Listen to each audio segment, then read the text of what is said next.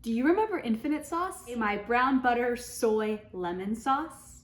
That went viral. I've eaten this with steak, pasta, chicken wings, and today we're making Infinite Sauce Rice Krispie treats. I'm serious. So let's make them.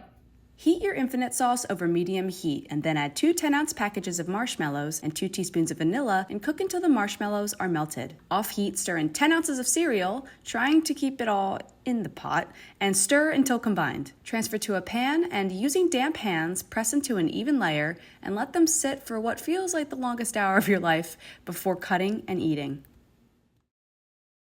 These smell so good. Okay, this is like the best thing ever, I think. It's sweet, it's nutty, it's a little savory, it's everything. So for this recipe, be sure to check out americastestkitchen.com/Sam. Just one more bite.